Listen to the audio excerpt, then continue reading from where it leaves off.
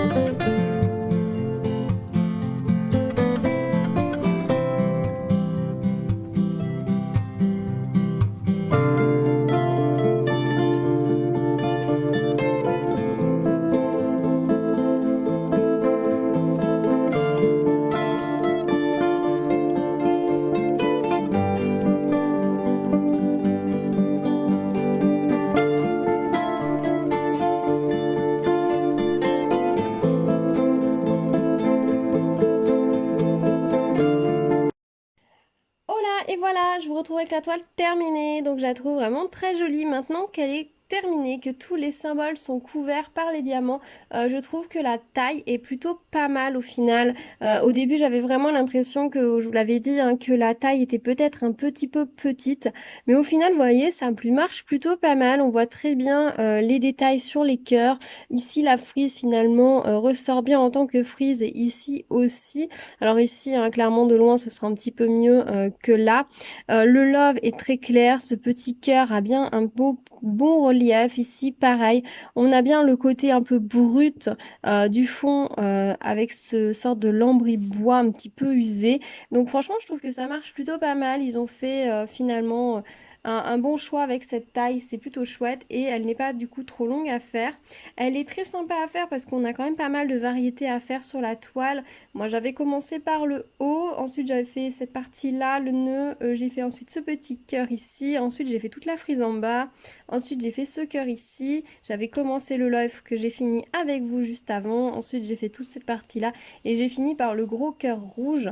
Alors finalement, le gros cœur rouge, j'avais peur que ce soit un petit peu long à faire et en fait, pas du tout. Moi, je l'ai fait en 4 parties pour que ce ne soit pas une trop grosse zone à la fois parce qu'il n'y a que En gros, il y a 2 couleurs principales et 3 autres qui sont en toutes petites touches, plus une qui est vraiment en micro-touche.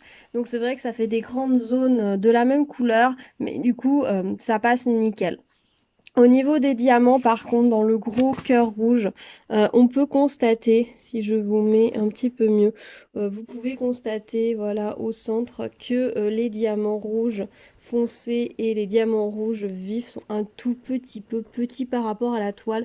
Autant les diamants blancs se touchent, comme vous pouvez le constater, se touchent presque, c'est assez serré. Autant dans la partie rouge, ils le sont un peu moins, donc du coup, c'est pas toujours très droit. Des fois, il y a un petit peu des écarts ici. Si vraiment je vous rapproche, est-ce que vous allez voir? Ouais, il y a vraiment des écarts. Les diamants ne se touchent pas. Mais c'est pas gênant au final, parce que vu que c'est une très grande zone et qu'on a un côté un petit peu ligné, enfin, le motif se veut un peu ligné, hein, vous voyez, on voit bien les morceaux de bois, l'usure dedans, et ben ça passe très bien. Je vous conseille, si jamais vous voulez quand même utiliser un multiplexeur, du coup, l'utiliser du haut vers le bas, ce qui vous fera plus des écarts peut-être entre les lignes comme ça que vous allez poser, vu que le motif est dans ce sens. Si vous posez à l'horizontale, vous allez avoir des décalages dans l'autre sens et ça va être moins joli.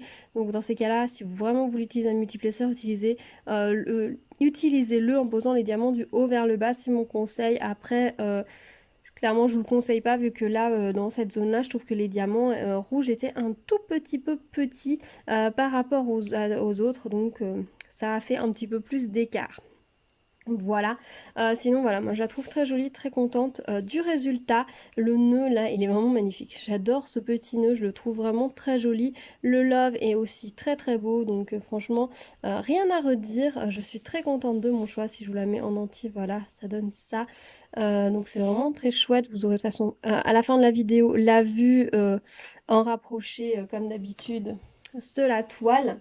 Au niveau des diamants, bah, à part le fait que voilà, je trouve que les rouges foncés et les rouges pétants sont un tout petit peu petits par rapport aux autres diamants. Rien à redire, pas eu de déchets, pas de diamants mal taillés, vraiment c'était nickel et ils sont bien ronds et très agréables à poser.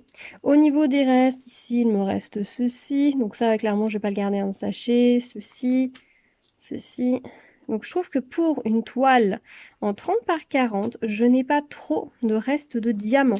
Par rapport à des toiles où j'ai toujours énormément de diamants, celles-ci, je trouve qu'ils sont très raisonnables en termes de quantité. Pendant la enfin la quantité sur l'ensemble de la toile, ce qui fait qu'on a des restes, vous voyez, assez petits, voire ridicules. Donc c'est impeccable, c'est parfait. Moi, j'apprécie beaucoup quand c'est comme ça.